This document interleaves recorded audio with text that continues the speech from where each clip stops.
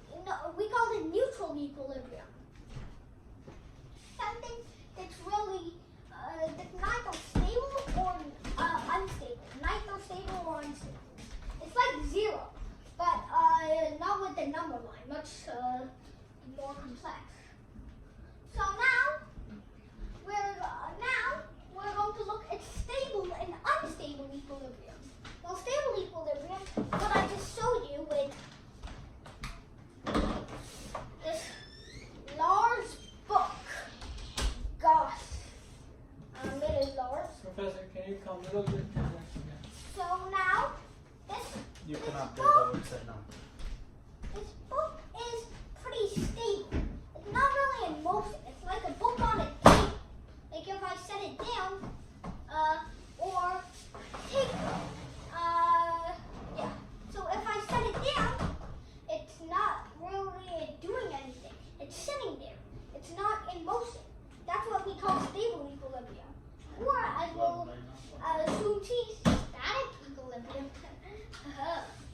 So now, we're going to also look at unstable equilibrium. So, say we have, no. So actually, stable equilibrium means something different. So say I have this eraser. It's going to be pretty hard to sew since the table is unusable. So this is going to be what we're using. So now you can see the eraser is pretty stable at this point, but this is just regular equilibrium, or what we call static equilibrium, or at least roughly, because my hand is vibrating 1,000,000 times a second, and I feel very tingly. So now if I blow it really doesn't do anything.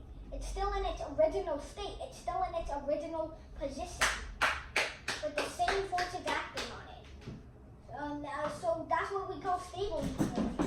If you exert a little force and nothing, no change, nothing happens.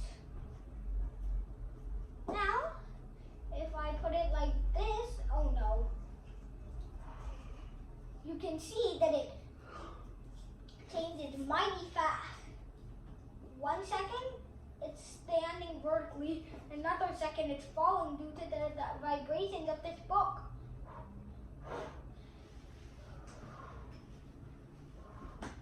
Now you can see that if I apply even the teeniest amount of force, this object moved and changed its position. It changed its position due to the slightest amount of force. That's what engineers call unstable equilibrium. Now, the determination between stable and unstable equilibrium is very, very important because it determines if a building will fall or not, or if a bridge will break due to a certain amount of people or not. And that's very, and that could save your life, honestly. You don't want to drop into a river when you're crossing a bridge on a peaceful day in a forest. So now I'm going to show you a problem that features static equilibrium, because in this unit we're going to be learning about statics. So say that we have a lever. Levers are very useful in life, as we saw in the previous unit of rotational motion. So this is our lever, and you're trying to pry up a rock, and you want to keep it in equilibrium, because you don't want the rock to land straight up and land on your head. That would be bad. So we're going to try to keep everything in equilibrium. So you're going to want to keep everything in equilibrium. So you exert a force. Looks like some sort of robot or something. You exert a force.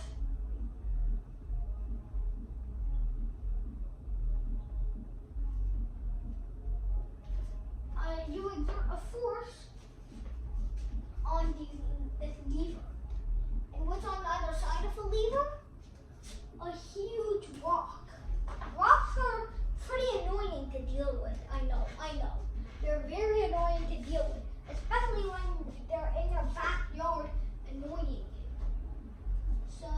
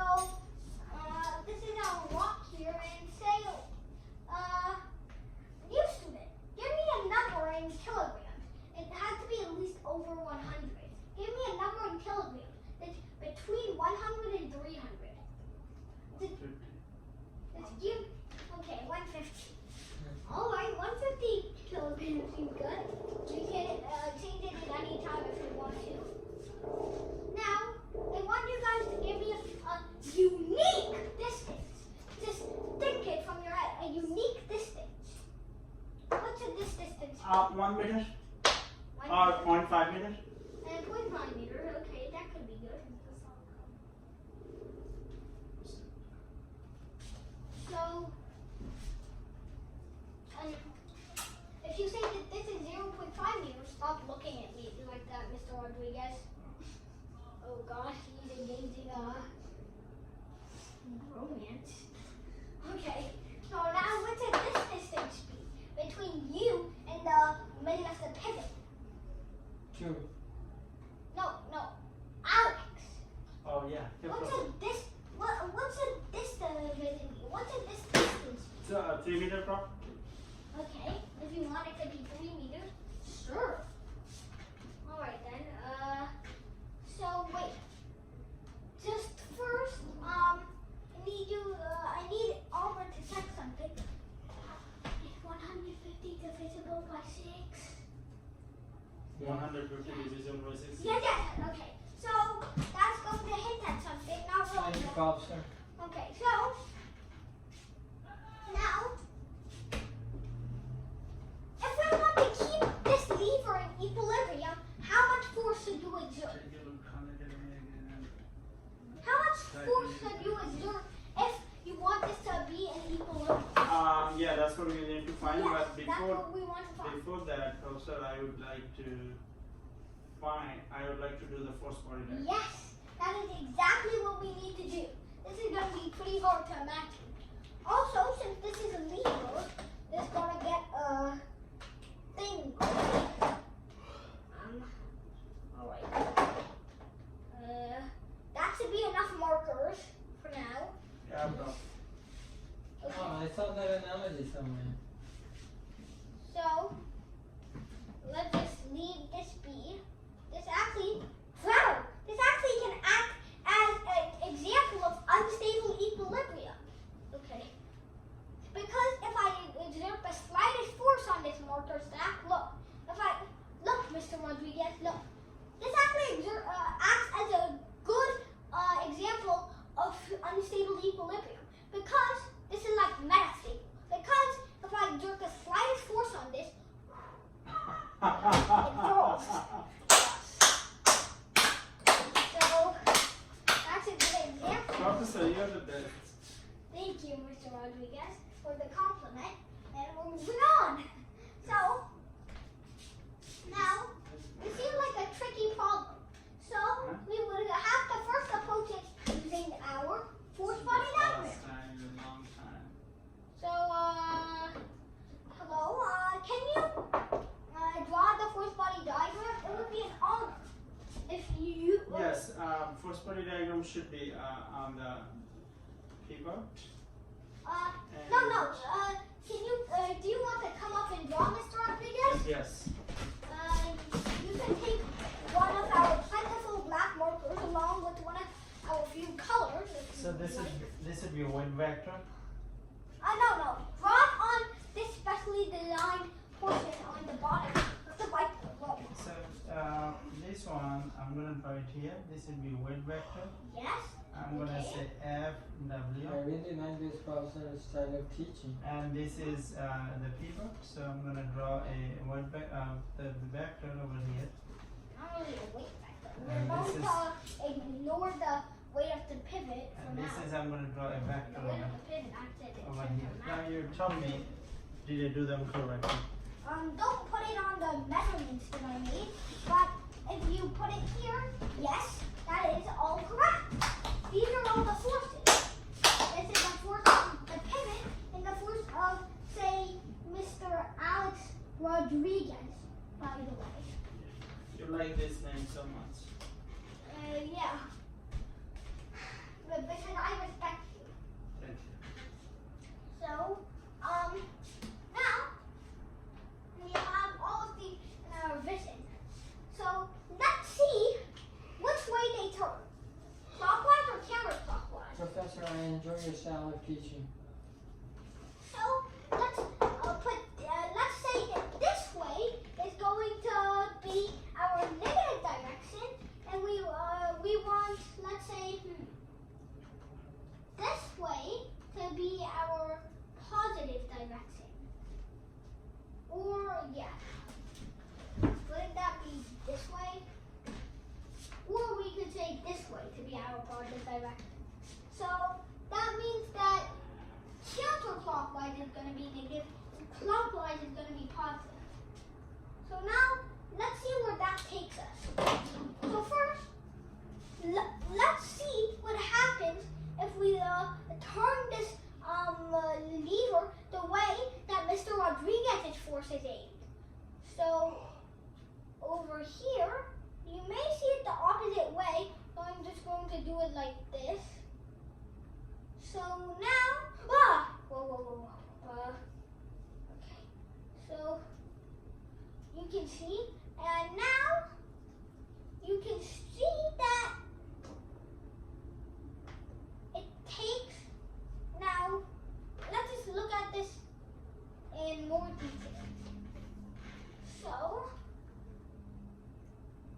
we can see that this is obviously going to be clockwise. Okay, Prof. This is going to obviously be clockwise, at least in your figures. So, that means that Mr. Rodriguez's force is actually positive, despite it looking downwards. Now, let's look at FW. So, FW would act this way, which looks to me as counterclockwise. I think counterclockwise. So that means that the force of the rock is actually negative. And it would look that way for common sense. And now, although that we know that this is actually counterclockwise, this is negative, we don't actually need if it's negative or positive. It's vector direction because, this is going to be neutral since we've set the axis here. The pivot is there. Really? We've set the axis automatically. So that's that. Now I'm going to write upwards over here in this portion, and we want the net torque to be 0, obviously. So that means that let's sum up all the torques. FP won't have any torque. The force of the pivot won't have any torque, so we can ignore that.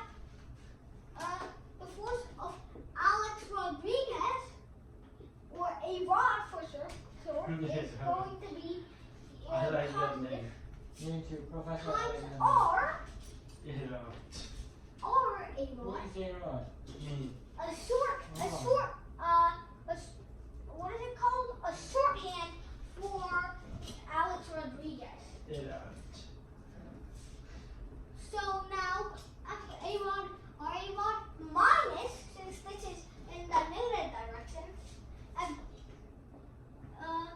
weight of the rock, or we can put mass of the rock times g times the radius, the distance of the rock from the center of the pivot, of course. So now, the pivot won't usually appear in the center of the plan to make everything more efficient.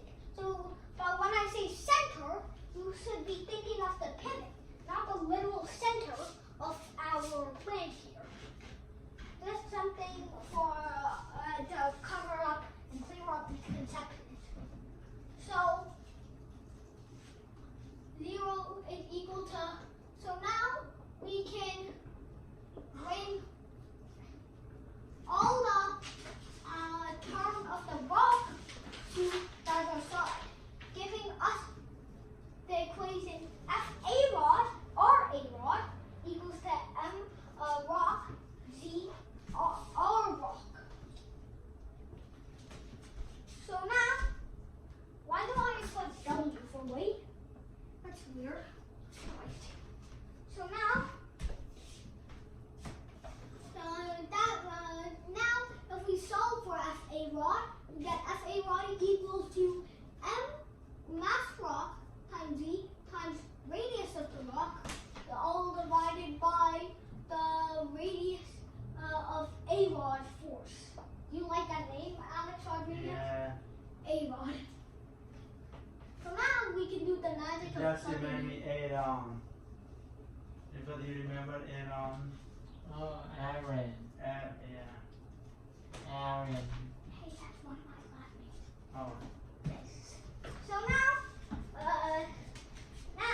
if that's a secret I told you, never say it in public. So, Okay, baby. I'm sorry. did you just Professor. call your baby? No, wait. Did you just call your professor a baby?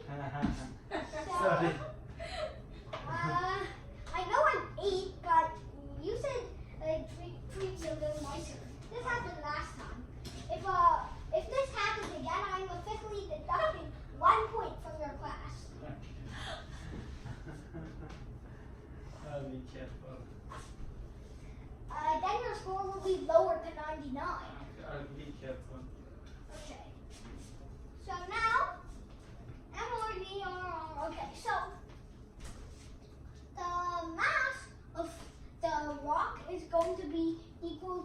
150 kilograms.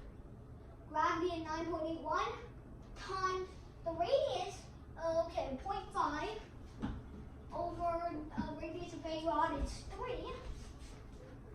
So we can really think of this as this is a 1 and this is a 6. So a rod is going to be equal to 150 times 9.81 over 6, which is going to be 25 times 9.8, which is going to be, what is 90 divided by 4? Okay, you don't have 24.5. why 25 times 9.8, just tell me. 25 times 9.8. No, it's 245. 1. 245.25. Newtons. All right.